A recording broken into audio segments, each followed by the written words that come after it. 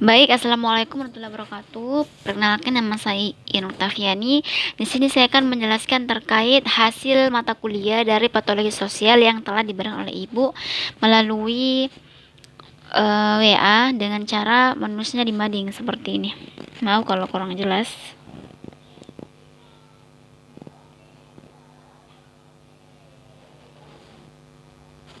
Seperti ini. Jadi yang pertama itu patologi sosial. Menurut saya, patologi merupakan patos dari bahasa Yunani yang artinya penderitaan atau penyakit. Jadi patologi sosial itu penderitaan atau penyakit dalam sosial. Kemudian di patologi sosial itu dipopulerkan oleh Emil Durkheim yang merupakan sosiolog klasik. Dan apakah semua permasalahan sosial itu termasuk patologi? Iya, termasuk, tapi tidak semua sifatnya mengancam. Yang mengancam itu hanya kriminalitas. Bukan hanya sih, tapi yang saya tahu salah satunya kriminalitas. Terus beberapa langkah yang perlu kita lakukan untuk mencegahnya. Yang pertama adalah menindaklanjuti dengan tegas, memberikan hukuman, memberikan sanksi kepada pelaku kejahatan. Yang kedua, memberantas tempatnya. Yang ketiga, norma-norma itu harus difungsikan dengan baik. Yang keempat, norma-norma itu juga setelah difungsikan harus disesuaikan dengan zaman dinamis. Yang kelima, setiap anggota masyarakat itu mempunyai kelompok-kelompoknya sendiri dan kelompoknya itu yang bertanggung jawab kepada anggotanya seperti ketua RT, RW dalam sebuah kompleks. Yang kelima, memahami perbedaan untuk mewujudkan untuk mengindahkan norma-norma yang berlaku. Kita lanjut ke materi yang kedua, patologi sosial dengan berkaitan dengan sosial. Jadi, secara definisi, patologi sosial itu merupakan tingkah laku atau tindakan yang melanggar yang bertentangan dengan norma-norma kebaikan seperti stabilitas lokal, seperti kerukunan seperti hidup rukun. Yang ketiga itu seperti moral, lingkup formal, terus disiplin dan lain sebagainya. Terus faktor-faktor apa yang menyebabkan terjadinya patologi sosial? Yang pertama itu dari faktor keluarga, karena benar-benar keluarga cermin utama dari seorang anak. Jadi didiklah dengan baik supaya outputnya seorang anak ini akan bagus di masa depan di lingkungannya dan tidak melakukan kejahatan, karena kalau sebaliknya maka hal itulah yang mendorong seorang anak bisa melakukan kejahatan, mungkin karena stres atau karena kurang kasih sayang. Terus lanjut yang kedua, tentang pendidikan. Kita bersekolah bukan hanya sekedar untuk mendapatkan ilmu, tapi juga untuk mendapatkan karakter yang baik. Jadi harus benar-benar belajar tentang bagaimana itu menjadi mahasiswa yang berkarakter. Bukan belajar sih, tapi idealnya kita harus menjadi orang yang berkarakter, mau itu dia siswa, mau itu dia mahasiswa, karena berpendidikan itu ilmu untuk kita. Jadi kalau kita berpendidikan, maka dipastikan kita tidak akan mungkin mau melakukan kejahatan, karena kita tahu konsekuensinya seperti apa. Terus yang ketiga, faktor lingkungan. Nah, lingkungan ini salah satu yang membentuk seorang individu, karakternya bagaimana. Jadi cari lingkungan yang bagus, karena lingkungan yang mendidik, lingkungan yang mempunyai habits yang baik. Karena kalau lingkungannya buruk, mau tidak mau pasti kalian, mereka juga akan masuk dalam lingkungan tersebut, terjerumus dalam lingkungan buruk tersebut. Kalau dia bertempat tinggal di lingkungan yang buruk seperti pejudi, pemabuk dan lain sebagainya. Kita lanjut ke materi ketiga, apakah Undang-Undang Omnibus Law, rancangan Omnibus Law yang kemarin itu merupakan patologi sosial? Kemarin saya menjawab, ya, merupakan patologi sosial. Dan hari ini saya menjawab, semoga bukan patologi sosial. Semoga bisa memberikan yang terbaik untuk warganya, untuk pemerintah. Kenapa? Karena saya juga tidak mau sebenarnya kalau ini masuk dalam patologi sosial, berarti undang-undang yang berjalan sekarang itu merugikan kita dong, rakyatnya. Dan semoga, saya berdoa, semoga semoga Omnibus Law ini bukan hal yang masuk dalam patologi sosial. Semoga ada perbaikan di dalamnya, atau tidak seperti yang kita bayangkan. Kita berpositif thinking saja, semoga ya. Terus lanjut ke pemuda-pemudi. Apakah pemuda-pemudi di Indonesia itu menjadi patologi, melakukan patologi sosial, atau dia bisa membanggakan Indonesia? Kalau saya, menurut saya ada dua. Yang pertama itu ada yang membanggakan, juga ada yang tidak membanggakan. Yang tidak membanggakan itu mungkin dia kurang pendidikan, atau mungkin dia mengalami gangguan mental, atau memang orangnya apa ya, tidak mempunyai tujuan hidup, tidak ada arah hidupnya, let it flow aja, kayak hidup mau membawanya kemanapun dia ikut, tidak berusaha untuk merubah kehidupannya. Contohnya seperti orang yang makan narkoba, mungkin orang-orang yang sabu-sabu, begal, atau anak muda yang yang memang yang memang tidak mempunyai tujuan hidup. Seperti di di pos ronda mungkin kurang gak ada kegiatannya atau pengangguran seperti itu. Tapi gak apa-apa sebenarnya, asalkan asalkan dia tidak membawa hal-hal buruk kepada masyarakat. Terus kita lanjut ke belum. Dan pertanyaannya, siapakah pemuda-pemudi yang bisa membanggakan bangsa seperti Andre Surya, yang merupakan transformasi 3D atau 3 dimensi yang terkenal di luar negeri dan membanggakan nama Indonesia. Yang kedua adalah Maudy Ayunda, yang merupakan aktris. Selain aktris, dia sangat-sangat fokus pada pendidikannya dan pernah juga ditawari di universitas ternama di luar negeri, yaitu Oxford Oxford dan satu lagi saya lupa. Pokoknya antara itu yang kedua, Oxford University Oxford, dan yang satu lagi Stanford kalau nggak salah. Dan Maudy Ayunda memilih salah satunya. Hebat, dia membawa nama baik Indonesia. Atau ini Cinta Laura, Agnes Monica dalam bidang musik, Cinta Laura dalam bidang nyanyi juga, acting juga. Pokoknya artis-artis yang benar-benar membawa nama baik Indonesia, selamat, karena mereka sangat-sangat berkualitas untuk bangsa Indonesia, terutama untuk yang dalam bidang pendidikan atau dalam bidang animator transformasi 3 dimensi mungkin. Pokoknya yang benar-benar baik lah.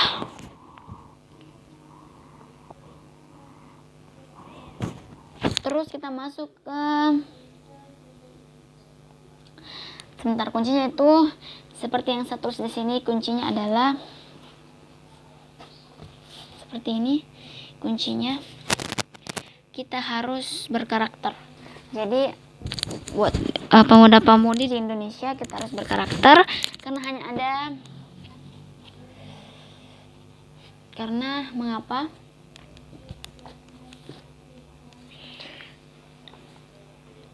Kita harus mempunyai tujuan hidup, kita harus mempunyai arah tujuan dalam hidup, karena kita hidup cuma satu kali, maka berikanlah yang terbaik. Jangan mau menjadi manusia yang rata-rata, tapi jadilah manusia di atas rata-rata. Terus masuk ke gangguan mental. Gangguan mental itu adalah kesehatan yang ditandai dengan adanya tekanan dari dalam, banyak pikiran, atau kehilangan minat dalam beraktivitas. Itu salah satu gangguan mental. Gejalanya adalah rasa sedih, rasa cemas, rasa overthinking, selalu menyendiri,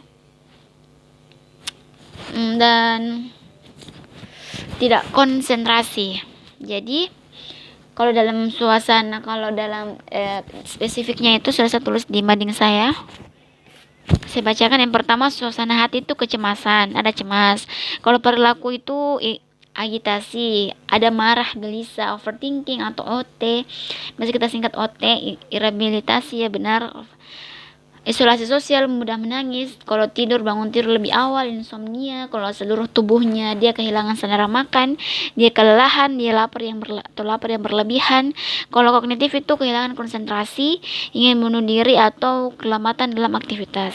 Jadi itu merupakan ciri-ciri dalam satu badan, satu tubuh, mulai dari suasana hatinya, perilakunya, tidurnya, seluruh tubuhnya tuh pikirannya, kognitifnya.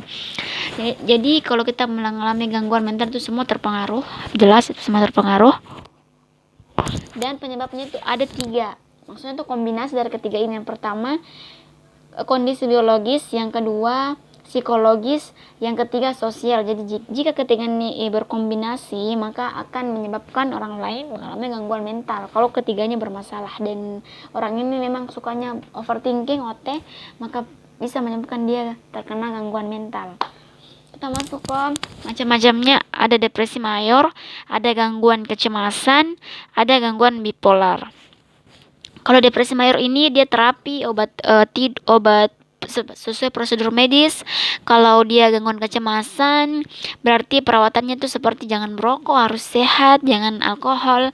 Terapinya itu kognitif, meditasi dan psikoterapi. Obatnya itu antidepresan dan lain sebagainya. Terus kalau gangguan bipolar itu penyebabnya tidak kita ketahui, kombinasi genetika atau lingkungan atau senyawa kimia pada otak yang mungkin berperan atas terjadinya gangguan. Jadi mungkin ada dalam otak yang berperan jika orang lain mengalami bipolar. Terus pencegahannya adalah berpartisipasi aktif dalam pergaulan, cari lingkungan yang baik yang bisa membuat kita tidak terlalu fokus dengan masalah.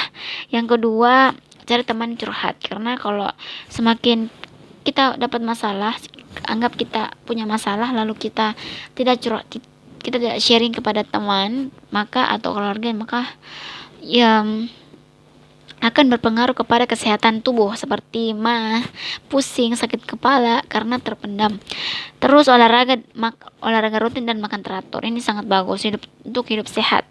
Olahraga rutin, kalau kita olahraga karena kita keluar maka itu bisa membangkitkan senyawa endorfin, senyawa kebahagiaan, kalau tidak salah senyawa endorfin namanya. Terus tidur dan bangun, tidur secara teratur. Terus jangan merokok, jangan minum alkohol, hidup sehat. Kemudian kita masuk ke penyimpangan sosial. Penyimpangan sosial ini digunakan untuk mengekspresikan satu atau tindakan subjektif yang orang lain lakukan yang dimana ini melanggar norma, sama seperti patologi sosial, melanggar norma-norma kebaikan. Terus ciri-cirinya itu merasa lebih unggul dibandingkan yang lain, tidak menghargai orang lain, tidak berempati, suka melanggar hukum, sering melanggar hukum. Lalu penyebabnya itu urbanisasi serta industrialisasi. Jadi bukan, ini masuk ke kriminalitas. Terus macam-macam penyimpangan sosial itu termasuk penyimpangan lawan jenis kayak pelecehan seksual begitu. Terus kecanduan yang dilarang seperti narkoba, sabu-sabu, lalu berbuat tidak baik seperti membenci, membunuh, mencuri dan selain sebagainya. Terus pertanyaannya di situ adalah apakah ini kasus yang kita Mirzani dan Habib Rizik itu masuk dalam penyimpangan sosial? Menurut saya masuk, karena mereka saling melakukan hal yang tidak baik, dan ciri-ciri dari macam-macam dari penyimpangan sosial kan melakukan hal yang tidak baik. Jadi mereka berdua telah melakukan penyimpangan sosial. Terus kita masuk ke kriminalitas. Kriminalitas itu suatu hal yang kalau dalam patologi sosial itu harus dieliminasi karena dia meresahkan warga. Orang-orang yang melakukan kriminalitas disebut kriminal, seorang kriminal. Terus kriminal juga kadang kita katakan dengan sering melanggar hukum, buat tindak kejahatan atau sebuah tindak kejahatan. Terus seperti merampok, membunuh, mencuri dan lain sebagainya. Contohnya itu tindakan pembunuhan, baik itu pembunuhan yang disengaja maupun yang tidak disengaja. Jadi itu semua termasuk kriminal. Yang kedua adalah tindakan penganiayaan. Bisa berbentuk penganiayaan fisik maupun penganiayaan psikis. Yang ketiga itu KDRT, kekerasan dalam rumah tangga. Yang keempat, tindak pidana korupsi. Dan untuk orang pemerintah di luar sana, para menteri-menteri yang kadang kita dengar di berita beliau orang itu korupsi, maka itu termasuk kriminalitas. Yang Yang kelima, tindakan pengedaran obat-obat terlarang seperti narkoba, sabu-sabu, dan lain sebagainya. Terus ternyata di dalam kriminalitas itu terdapat juga dampak positif. Dampak positifnya itu meningkatkan solidaritas, evaluasi hukum, efek jerah media. Terus dampak negatifnya itu cacat tubuh serta mental. Ini mungkin untuk para pelaku. Terus traumatis lebih kepada para korban, merusak keamanan lebih kepada orang lain, pihak ketiga melihatnya karena pasti merasa tidak aman di komplek tersebut atau di negara tersebut, di wilayah tersebut. Terus banyak hal yang terbuang. Jadi itu banyak hal yang terbuang. Terus penyebabnya itu adalah urbanisasi serta industrialisasi, karena kan orang-orang yang tinggal di desa itu pasti akan ke kota untuk mencari pekerjaan, tapi itu realita, ekspektasi mereka akan mudah mendapatkan pekerjaan, tapi ternyata realitanya sulit, sehingga mau tidak mau mereka mau makan. Jadi salah satu contohnya adalah mereka mencuri atau mereka melakukan satu hal yang tindak kejahatan, dan itu masuk dalam urbanisasi serta industrialisasi. Yang kedua, kondisi-kondisi sosial, yaitu berhubungan dengan yang saya katakan tadi, tentang kemiskinan, tentang melarat, menderita, seperti itu. Moral berarti seseorang yang moralnya baik pasti tidak akan melakukan penyimpangan, pasti tidak akan melakukan kriminalitas. Degradasi mental ini dalam, kalau di Google kita cari namanya retardasi mental, artinya orang-orang yang EQ-nya memang di bawah rata-rata. Terus dia juga kesulitan dalam membaca, dalam menulis, dalam berpikir, memahami. Setelah itu tingkat pendidikan. Jadi kadang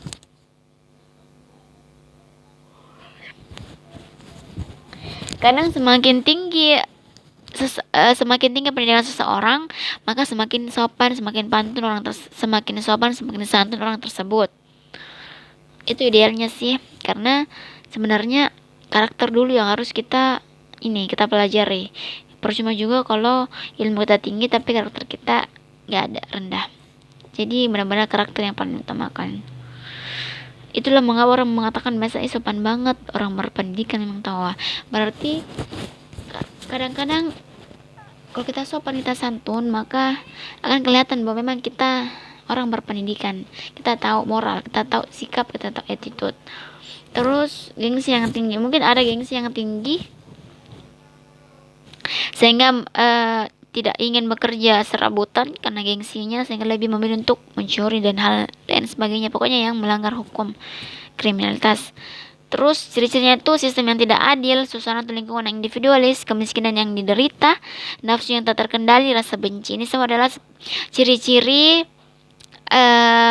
atau hal-hal atau faktor yang dapat menyebabkan terjadinya kriminalitas dari sistem yang tidak adil sehingga merugikan yang lain. Suasana atau lingkungan individualis, tidak ada kepedulian satu sama lain, kemiskinan diderita seperti kemelaratan, penderitaan, nafsu yang tak terkendali, terlalu mementingkan hawa nafsu, rasa benci ini mengakibatkan kerugian kepada orang lain pun juga kepada dirinya sendiri.